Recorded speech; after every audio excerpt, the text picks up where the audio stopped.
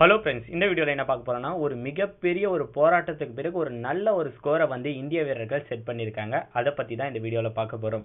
நியூசிலாந்துக்கும் இந்தியாவுக்கும் இடையிலான ஒரு நாள் தொடர் இப்போ நடைபெற்று வருது. 4 போட்டிகள் இப்போதைக்கு முடிஞ்சிருக்கு. இதில் 3 போட்டிகளில் இந்தியன் அணி வெற்றி பெற்று இந்த தொடரையும் வெற்றி பெற்றிருந்தாங்க. இந்த நேரத்தில் 4வது போட்டியை பொறுத்த வரைக்கும் இந்தியன் அணி ஒரு மோசமான ஒரு தோல்வியை பதிவு செஞ்சாங்க.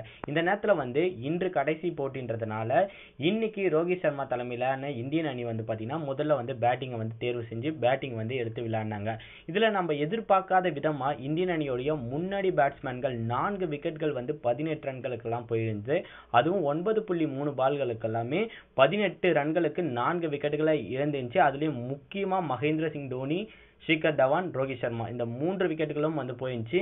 ஒரு இளம் வீரராக இருக்கிற சுமன் கில்லும் வந்து தன்னோட விக்கெட்டை பறி கொடுத்திருந்தாரு. இந்த நேரத்தில் வந்து ஒரு இக்கட்டான சூழ்நிலையில ஒரு சூப்பரான ஒரு பார்ட்னர்ஷிப் விஜய் சங்கரும் அதை தொடர்ந்து வந்து பார்த்தீங்கன்னாக்கா 51 ராய்டும் கொடுத்தாங்க. விஜய் சங்கர் ஒரு சூப்பரான ஒரு ஆட்டத்தை விளையாடி 64 பால்களுக்கு 45 ரன்கள் அடிச்சிருந்தாரு.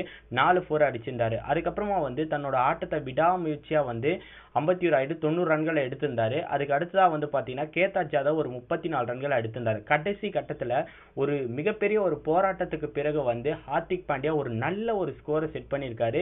22 பந்துகள்ல 45 ரன்களை வந்து அடிச்சிருந்தாரு. 5 சிக்ஸுகளையும் 2 வந்து 4யும் அடிச்சிருந்தாரு. இந்த நேரத்தில் வந்து பார்த்தீங்கன்னாக்கா இந்தியன் அணியை பொறுத்த வரைக்கும் 252 ரன்கள் என்ற ஒரு நல்ல ஒரு டோட்டலுக்கு வந்திருக்காங்க. இந்த மேட்ச் தோக்குறோம் ஜெயிக்கிறோம். ரெண்டாவது விஷயம், இந்தியன் அணியை பொறுத்த வரைக்கும் மிடில் ஆர்டர்ஸ் மேல மிகப்பெரிய பிரஷர் இருந்துச்சு. அது 51 காப்பாத்தினாரு.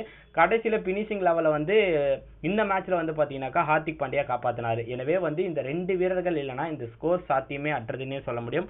உங்களை பொறுத்த வரைக்கும் மகேந்திர சிங் தோனி, ரோஹித் சர்மா போன்ற வீரர்கள் விக்கெட் ஆயிட்ட பிறகும் இந்த அளவுக்கு ஒரு ஸ்கோரை செட் பண்றதுக்கு காரணமா இந்த 51 ராய்டு ஹார்திக் பாண்டியா பத்தி உங்களுடைய கருத்துக்கள் என்னன்றதை கீழே இருக்க கமெண்ட் பாக்ஸ்ல கமெண்ட் பண்ணுங்க.